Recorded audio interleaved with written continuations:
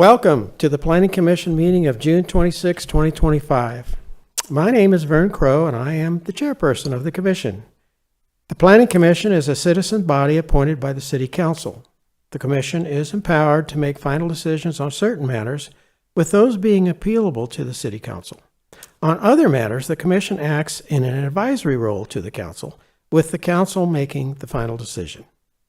You will have an opportunity to address the commission during the public hearing portion of the meeting. Your testimony is appreciated and encouraged. The commission acts from a written agenda. You will need to fill out a yellow speaker card and give it to the city staff if you wish to speak on an item. Copies of the agenda and the speaker cards are located on the table just outside this chamber.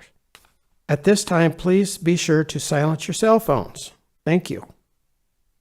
There are 7 members appointed to the Planning Commission, and at this time, I will ask the commissioners to introduce themselves and state the district they are representing, starting from my far right. Commissioner Crow. John Crow, Mayoral District.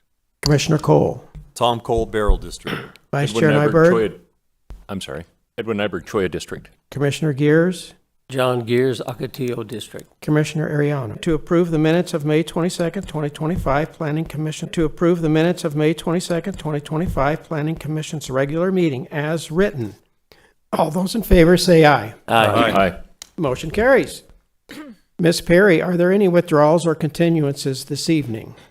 Good evening, Chairperson Crow and Commissioners. Staff is requesting continuance on 2 items.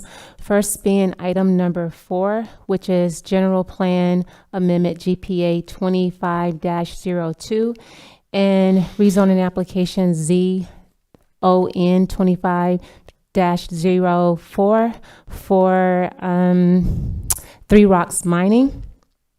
And the second item is for zoning text amendment ZTA 25-01. And for those items to be continued to a date specific, being the next regular scheduled meeting for Planning Commission, scheduled on August the 28th at 6 p.m. Okay, are there any folks here that wish to speak on either one of these items? Okay, hearing none. As Ms. Perry stated, the items will be heard at our next regular meeting. The purpose of the public hearing is to provide interested parties an opportunity to present testimony for the commissioners' consideration. We will follow the same procedures for each item. I will call the application number and name of applicant. Staff will present their report and answer questions from the commission. The applicant will be given the opportunity to make a presentation and answer questions from the commission. Other persons who wish to testify will be asked to do so and answer questions from the commission. The applicant will have an opportunity for closing comments if needed. Staff will be asked for any final comments on the application and procedural guidance if needed. I will then close the public hearing and ask for a motion prior to discussion.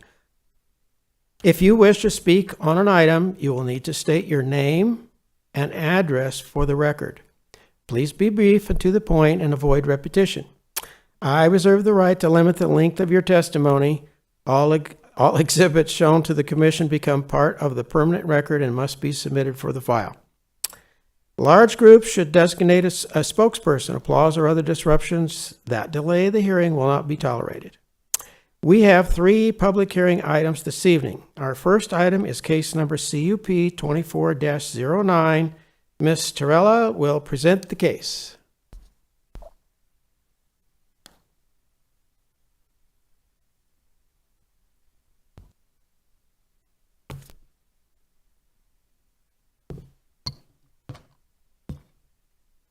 Good evening, Chair and Commissioners. This is the presentation for the Bezos Academy CUP 2409. Note that we also have Becca Fasci in attendance as a representative for the Transportation Department, and she will be available after my presentation for questions as well. The applicant is requesting a conditional use permit approval for a preschool in the R4 zoning district. Note that the Unified Development Code defines this use as a private school without dormitories.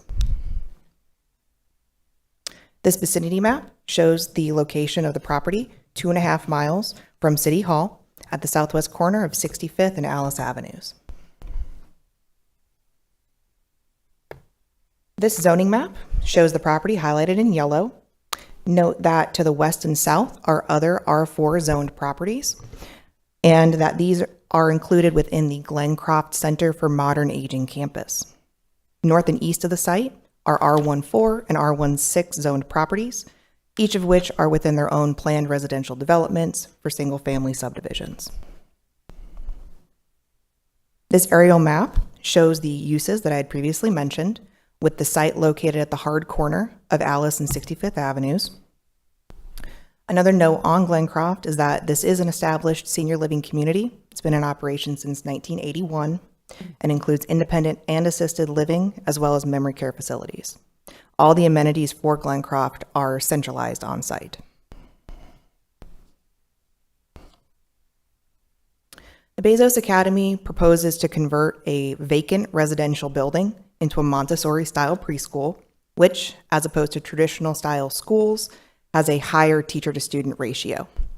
And as such, the maximum number of students per classroom is 20, with an overall total of 100 students. The staff equals 16 and includes teachers, administrative staff, and resources specialists. The applicant is proposing to use a driveline model wherein parents and guardians will queue for pickup and drop-off times. The queue and the parking that's allocated for Bezos is captured within the parking justification study within your packet. Parking justification studies are required in the Unified Development Code for uses with unique operations such as this. The building highlighted here in red will contain the classrooms and the associated administrative spaces, and adjacent to the school along 65th Avenue at the bottom of the slide will contain the secure playgrounds. The other buildings within this court will be maintained as residential. These areas highlighted in yellow indicate the 20 parking stalls which are allocated for the Bezos Academy. Note that the parking stalls adjacent to the queue, that's on the left side of the screen here, include parking stalls that are going to be designated for staff. The stalls directly adjacent to the building contain the 2 ADA accessible stalls and will be used by staff and parents as needed. The queue shown here in blue, as I had stated, will be utilized for parents for pickup and drop-off, and the crosswalk indicated in green will be utilized by staff to escort students from their parent and guardian vehicles into the school itself. The dashed green line, and I'm pointing here onto the screen, will be where the parents will walk the students into the school.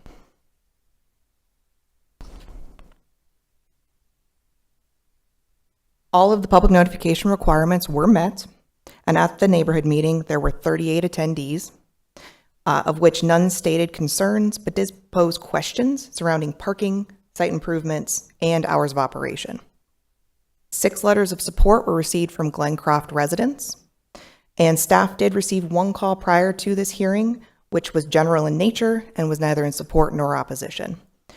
And the discussion from that neighborhood meeting and those letters of support are all within your packet.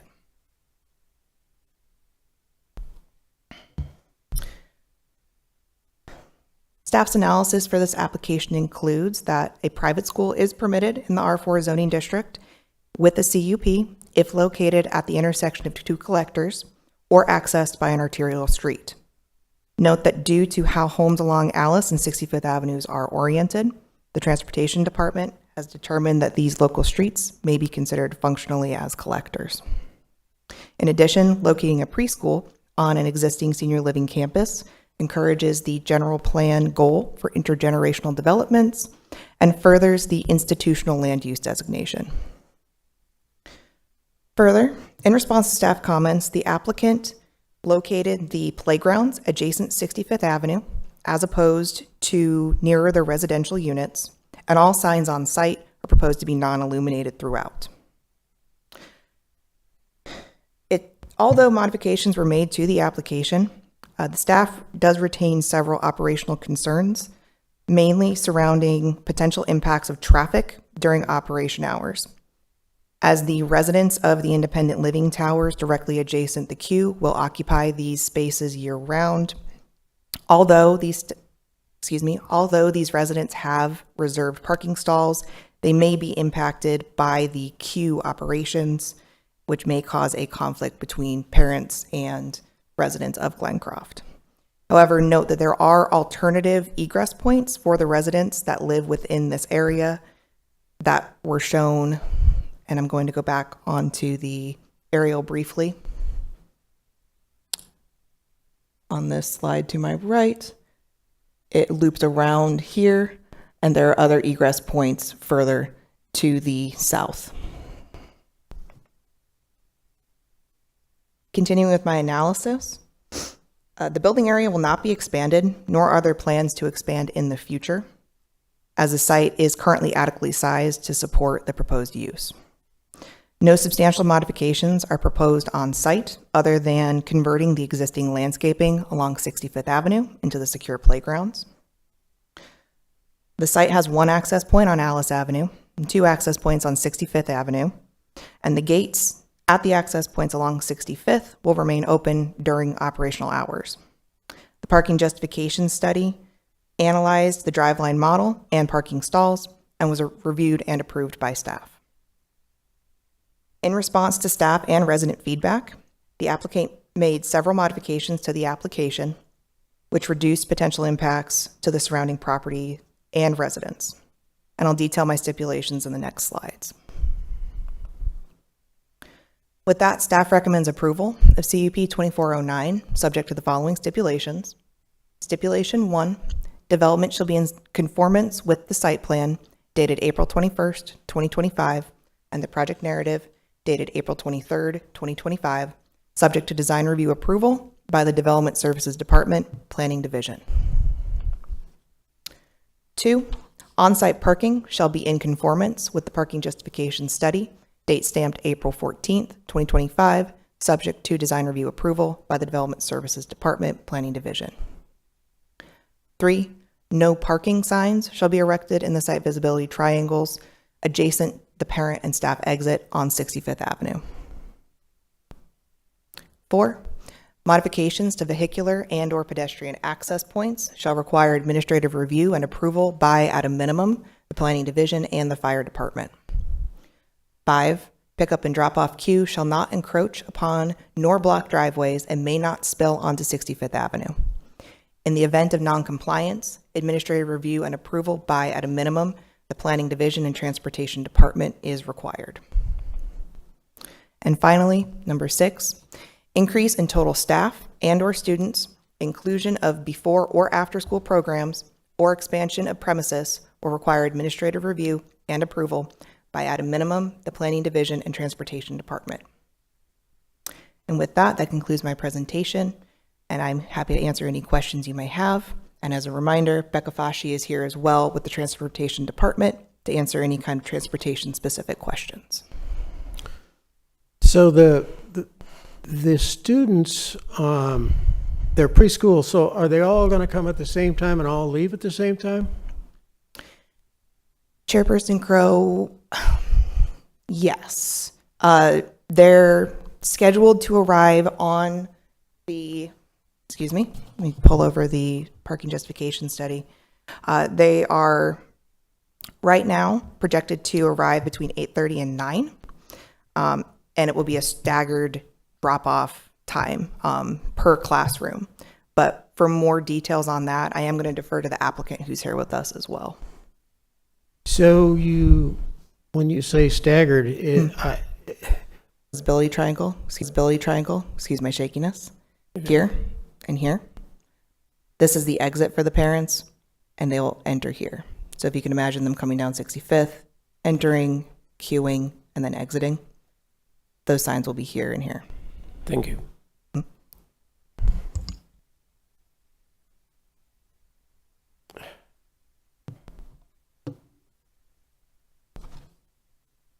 okay. Is the transportation person available?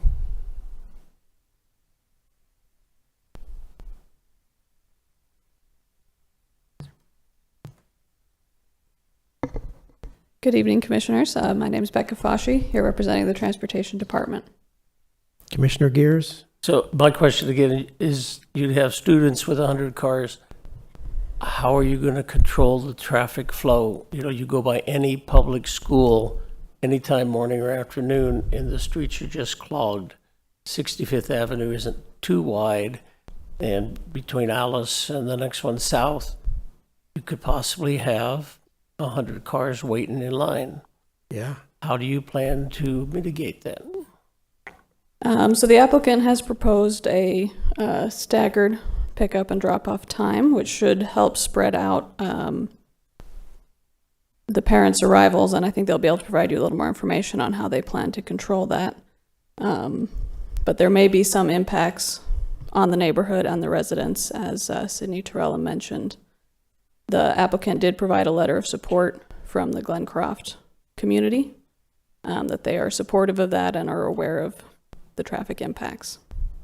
Okay, thank you. The Transportation Department doesn't see any issues in that. We had some issues and we provided our comments. They had made some modifications to their study based on those comments, and we approved that study on the condition that they did not increase numbers of staff or students that they'll be serving at their location. Okay, thank you. I have a hard time figuring out how you're going to control this staggered pickup and drop off. I mean, parents are going to do whatever they've got to do to get to work or whatever. And at Glencroft, those folks there are hardly ever running in and out of there with their own cars. So very little traffic impact on Glencroft, I would imagine. But you're going to have a lot of cars in there every day. I mean, a lot of cars. I don't see how this is going to work. I mean, maybe the applicant can clear that up. I think the applicant will be best positioned to answer that question, Chairperson. Commissioners, anything else? Commissioner Cole? Thank you. Appreciate your testimony. As I read it, isn't there an offset factor for carpooling that reduces the number of cars by a factor? If I read right, something like 15% less. Does that sound? That is correct. We allowed them to sort of reduce by about 15% based on the idea that some parents will have multiple children coming to the same school. Thank you. Thank you, Mr. Chair.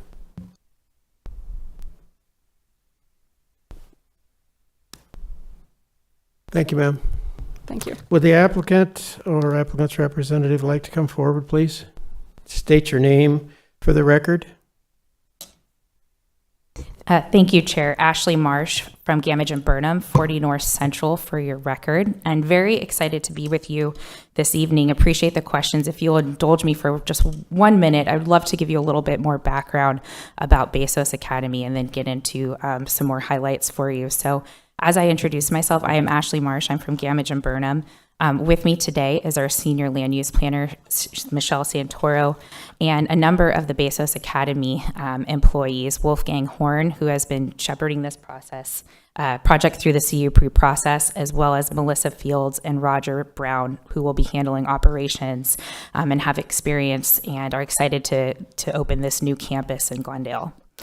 Just for a little bit of background on Bezos Academy, and we appreciate staff work in giving you the background of our application, but wanted to highlight for you that Bezos Academy is a completely tuition-free Montessori school program for children ages 3 to 5.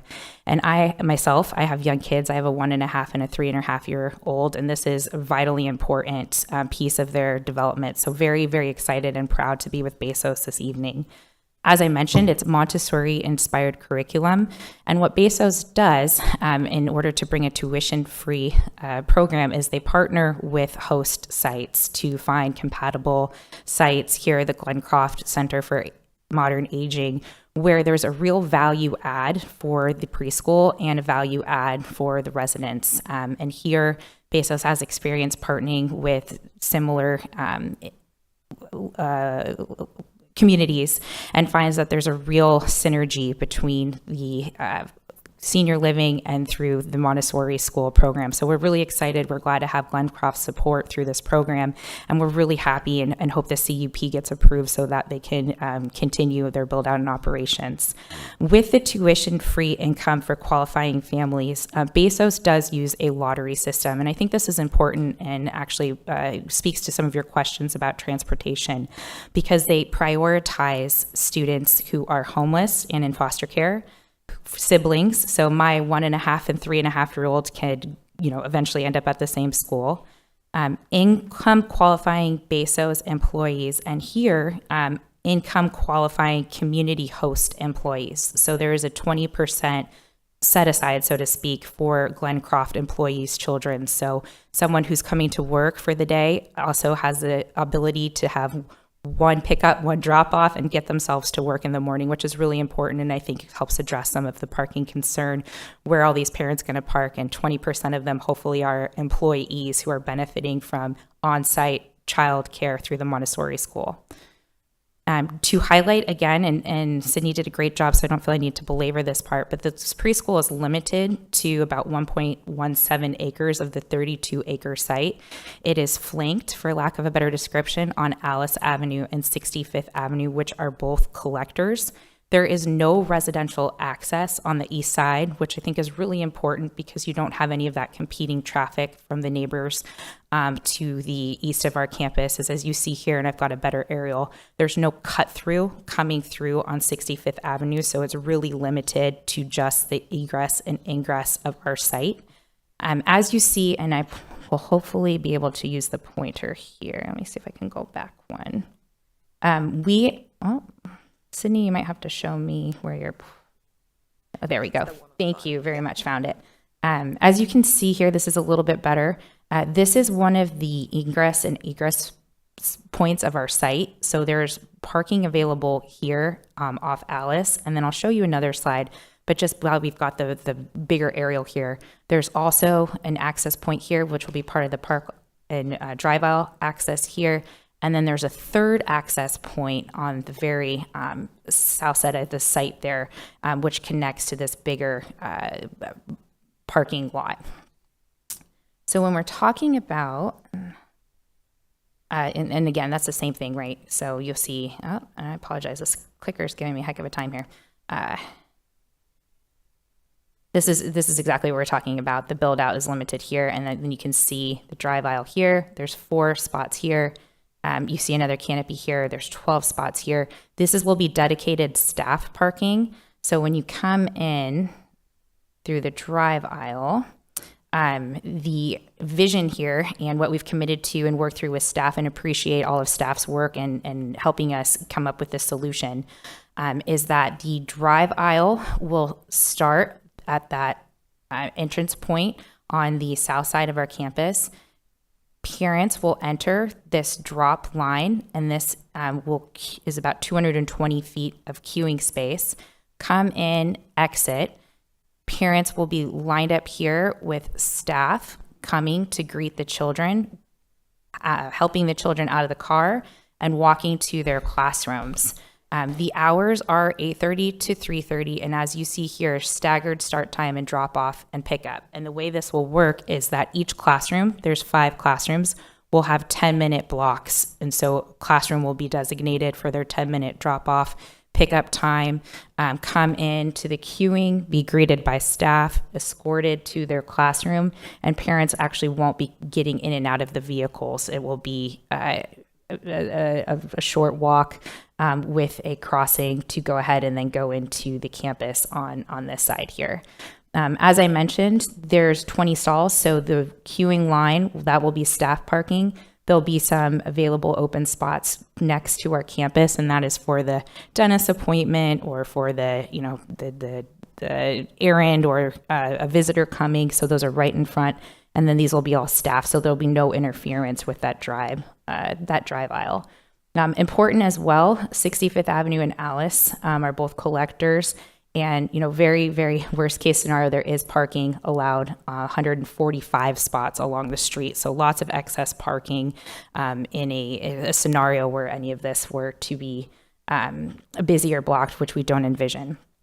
It is worth noting that Bezos is operating in different cities and states. The Houston campus operates very similar to this, and they only have 18 spots, and they'll be able to operate just fine based on those 18 spots. Okay. We did mention the outreach and our cooperation and excitement with Glencroft. And Sydney did a great job of going through the test. I won't belabor you with the CUP test unless there's any specific questions, but we really feel that this is a value add for the Glencroft campus for this particular piece of property. We think that the logistics work great, and we're very excited to be part of the fabric of this community. And hopefully that addressed some of your operational questions on parking, but happy to have our team address any other questions. How many cars can you stage on the property? When they're coming for pickup? For pickup, and I believe this is in our parking justification study, and we have our parking engineer here, Jamie Blakeman, if I get this wrong, but I believe 12 cars at a time can be in this queue aisle. 10 cars, excuse me. 10 cars at a time can be in the queue aisle. And the other, where are they going to go? So with the staggered, Chair Crow, thank you for that question. The operations will be that these 10 cars will come in during their children's designated drop time. They'll leave, and then the next will come in off 65th. So it'll just be a continuing queue of cars coming in through the drive aisle. And that's, the queue is every what, 10 minutes, 15 minutes, 20 minutes? Chair, through the chair, 10 minutes, 10-minute increments. And again, no one's getting out of the car but the students. Well, that's a lot of cars.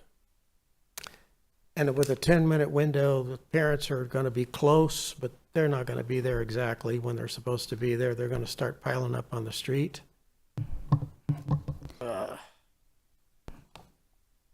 Is anybody on staff going to be out there to kind of move, come in, go out this way, do whatever? Chair Crow, thank you for that question. Absolutely. So there will be staff in this area right here. And again, I'm fighting with the clicker here. Right here, there is a unimproved area. There'll be staff there that come greet the children, bring them through, go through the supervised crosswalk and into the classroom. So absolutely, there will be staff managing this queue line.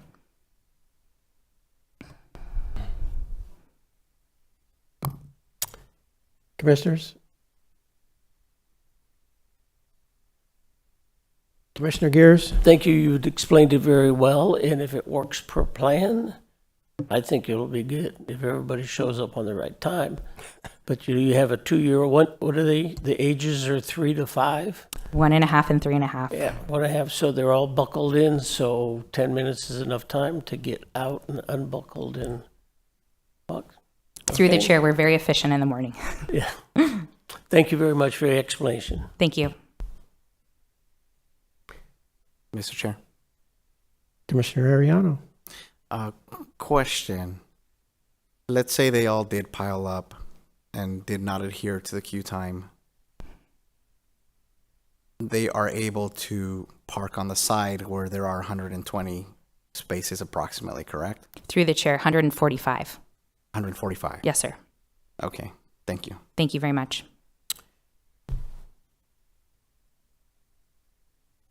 Thank you, ma'am. Thank you, Chair. I have received no speaker cards. Is there anybody in the audience that would like to speak? Okay, thank you. Gentlemen, anything further? Okay, the public hearing case number CUP 24-09 is now closed. Do I hear a motion? Mr. Chair, Commissioner Cole, I move to approve CUP 24-09 per the findings and subject to the stipulations contained in the staff report. Second. Second. okay. Are there any further comments from the commission regarding CUP 24-09? Okay, I have a motion and a second to approve CUP 24-09, subject to the stipulations outlined by staff. I will now conduct a roll call vote. Commissioner Crowe? Aye. Commissioner Cole, Aye. Vice Chair Nyberg, Aye. Commissioner Gears, Aye. Commissioner Ariano. Yes. Chair votes aye. Case number CUP 24-09 has been recommended for approval, subject to the stipulations outlined in the staff report. Mr. Gruber, what are the next steps in the process? Chair and Commission, your action with respect to case number CUP 24-09 is final, subject to a written appeal received within 15 days. Thank you, Mr. Gruber. Our next item on the agenda is case number CUP 25-02. Ms. Schwinner will present the case. Hi. Good evening, Chairman, Commissioners. Thank you. Tonight, I will be presenting a request for approval for conditional use permit CUP 2502 for Dutch Brothers to operate a drive-through service within 500 feet of single-family residential. The owner applicant, Mitchell Reynolds, is here tonight.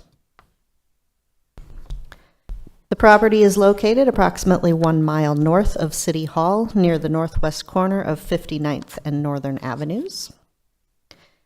The site is zoned C2 General Commercial and is primarily surrounded by commercial properties on east, south, and west. It does, however, share a border with the single-family neighborhood to the north, which is why we're here tonight. This parcel was formerly owned by the Salvation Army, which continues to operate immediately to the west. I'll show you on this screen to my right. This is the Salvation Army. The parcel to the east is proposed to be another drive-through restaurant we will discuss with CUP 2505. That will be right here. And moving eastward, we can see an auto zone, Popeyes, a car wash, and a bank. Across Northern Avenue, looking south, you can see the Las Brisas Commercial and Center and Sherwin-Williams Plaza. I'd like for you to note the access points primarily, will be off of Northern. It will be this entrance with a shared access with the adjacent property, so cutting through their property. Also, there is an entrance, a secondary off of 59th Avenue. There is a shared access agreement for these properties to use the drive aisle in the rear.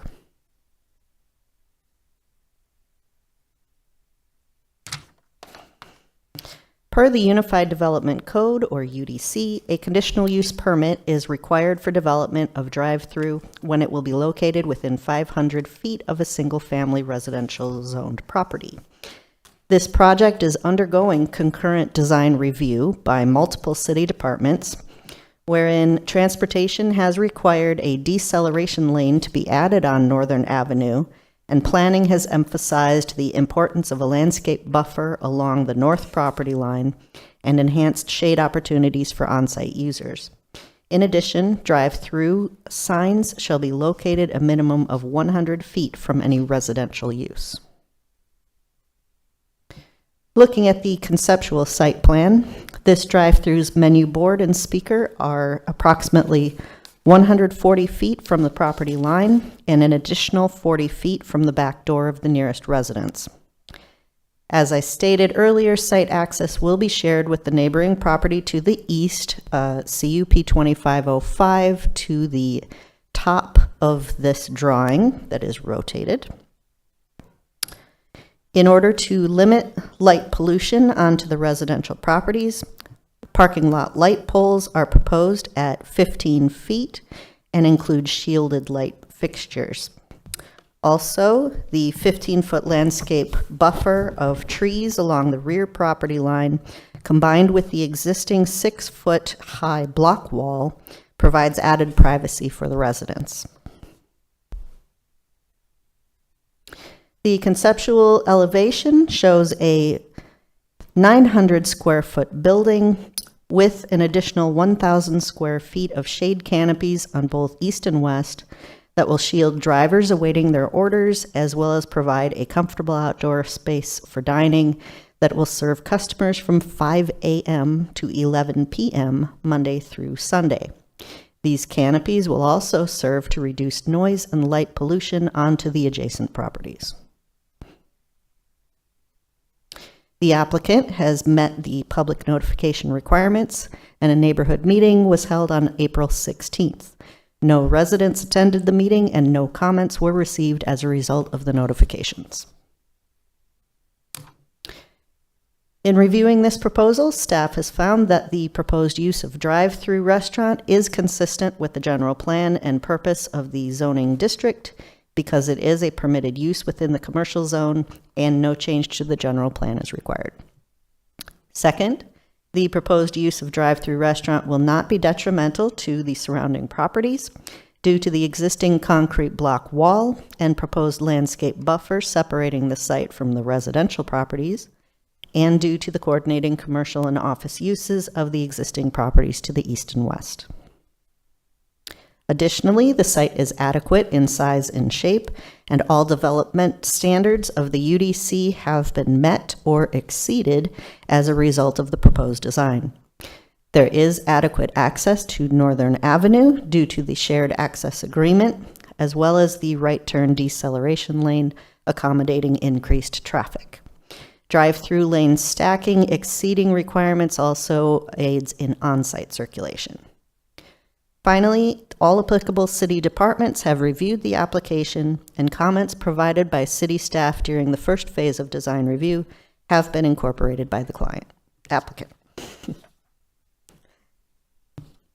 With the findings noted, staff recommends approval of CUP 2502 subject to the stipulations. First, that development shall be in substantial conformance with the site plan received May 15th, 25. And second, outdoor speakers for musical play shall adhere to the City of Glendale noise ordinance, except under the terms of an approved special event permit. Chairman, Commissioners, the second stipulation has been included as a reminder to the applicant because the operating hours exceed the limits of the city noise ordinance. Chairman, Commissioners, this concludes my presentation for Dutch Brothers, but I can leave you with a combined conceptual site plan for this and the next project request to help orient you while answering questions. Commissioners? Thank you. Okay, would the applicant or applicant's representative please come forward, state your name for the record, and make your presentation as needed? Good evening. Yeah, Mitchell Reynolds, 2188 Southwest Park Place in Portland, Oregon, Coal Valley Partners. Thanks for the time tonight, and thanks, Amy, for guiding us through this process. We started this about a year ago, purchased the lot, working on getting the existing buildings demolished. We've gone through the full design process. As Amy had noted, we've met or attempted to meet with the public. There was no public comment. We're really excited to get this going and have also the additional CUP that we're going to present right after this. I think Amy did a great job with the presentation. I don't have anything else to add and welcome any questions. Thank you. Commissioners? Thank you, sir. Thank you. Okay, I don't have any speaker cards, but there anybody in the audience that would like to speak? Okay.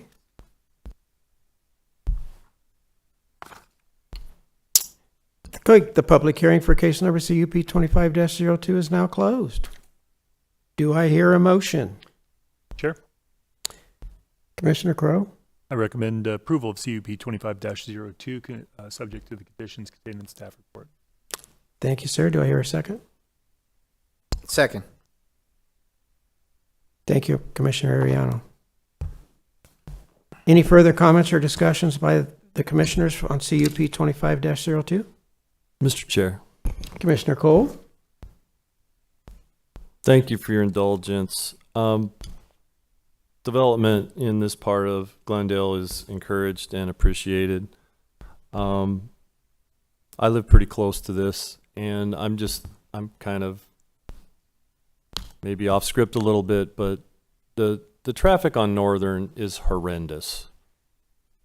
I have to make a left-hand turn east of this major intersection from the north headed east on a routine basis, and during heavy traffic hours, I sometimes feel like I'm taking my life into my own hands, trying to get left out of the neighborhood eastbound onto Northern. So I know I'm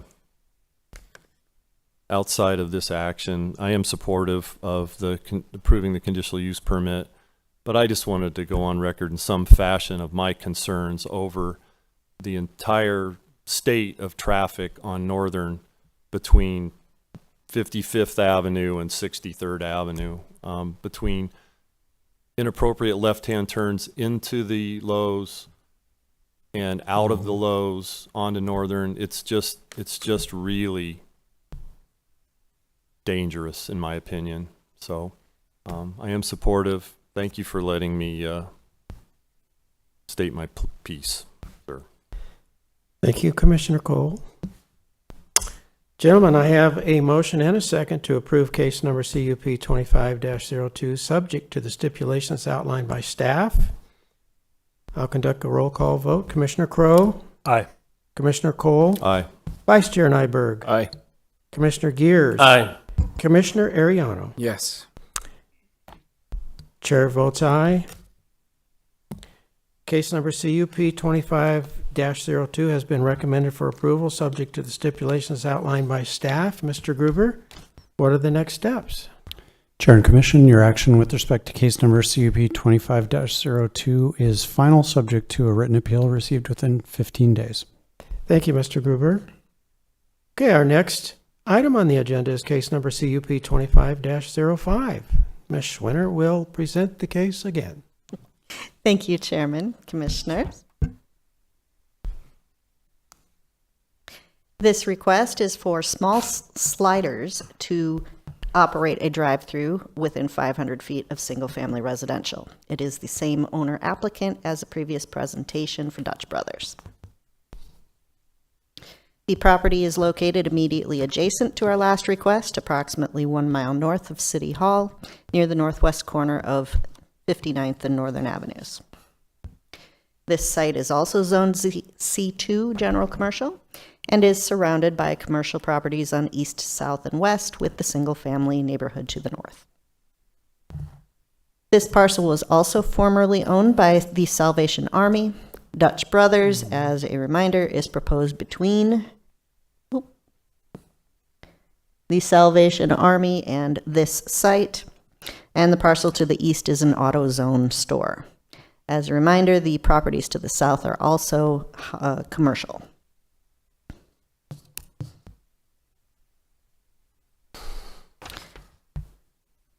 Per the Unified Development Code, or UDC, a conditional use permit is required for development of a drive-through when it will be located within 500 feet of single-family residential. This project is also undergoing concurrent design review and has received the same comments regarding a deceleration lane and shade as mentioned with CUP 2502. Looking at the conceptual site plan, this drive-through's menu board and speaker are approximately 120 feet from the property line and an additional 45 feet from the back door of the nearest residence. The Dutch Brothers at the bottom of this slide will share access via the deceleration lane shown in the upper right corner, and they will also share access to the trash containers shown in the lower left.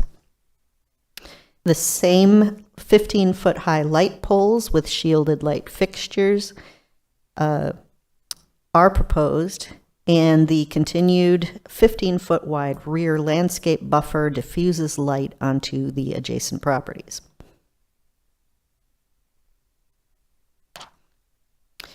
This is a conceptual elevation, still under design review, which shows a building that is 800 square feet with an additional 1,600 square feet of shade canopies. Operating hours for this primarily drive-through restaurant are proposed to be 10 a.m. to 11 p.m. Monday through Sunday. Again, the applicant has met the public notification requirements, and the neighborhood meeting was held on April 16th. No residents attended the meeting, and no comments were received as a result of the notifications. In reviewing this proposal, staff has found that the proposed use of drive-through is consistent with the general plan and the zoning district, as it is a permitted use within commercial zone and no change to the general plan is required. Second, the proposed use of drive-through will not be detrimental to the surrounding properties due to the existing concrete block wall and proposed landscape buffer separating the site from the residential properties, and due to the coordinating commercial and office uses of the existing properties to the east and west.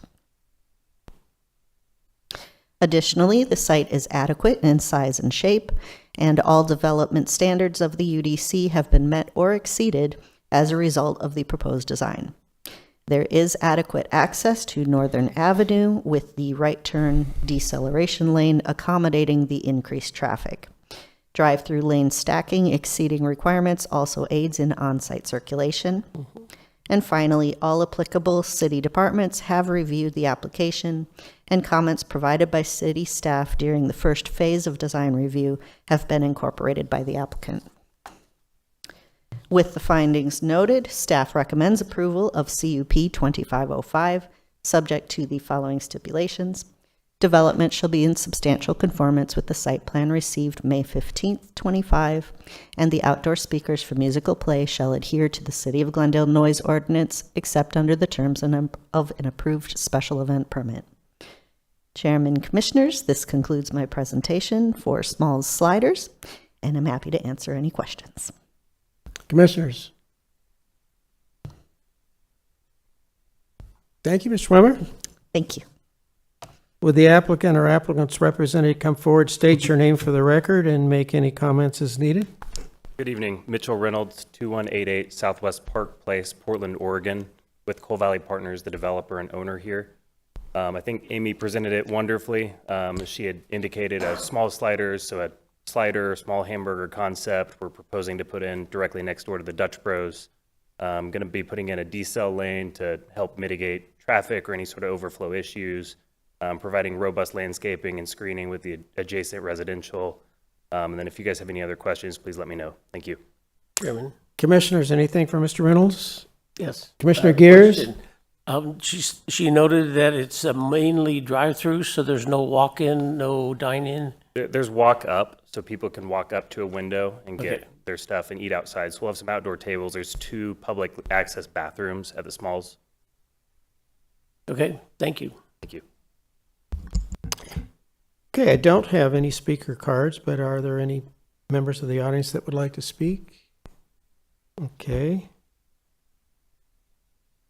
Commissioners, anything further? Okay, the public hearing for case number CUP 25-05 is now closed. Do I hear a motion for CUP 25-05?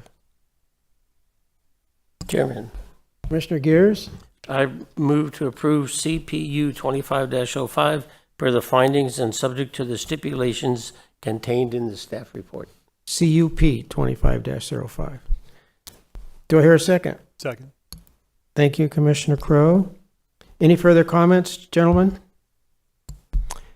Okay, I have a motion and a second to approve CUP 25-05, subject to stipulations outlined by staff. I will now conduct a roll call. Commissioner Crowe. Aye. Commissioner Cole. Aye. Vice Chair Nyberg. Aye. Commissioner Gears. Aye. Commissioner Ariano. Yes. Chairperson Crowe. Aye. Okay, case number CUP 25-05 has been recommended for approval, subject to the stipulations as outlined by staff. Mr. Gruber, what are the next steps? Chair and Commission, your action with respect to case number CUP 25-05, like the other 2 CUPs, is final, subject to a written appeal received within 15 days. Thank you, Mr. Gruber. Ms. Perry, is there any further business this evening? Chairperson Crowe, Commissioners, there are none. Planning staff reports? None this evening. Are there any commission comments?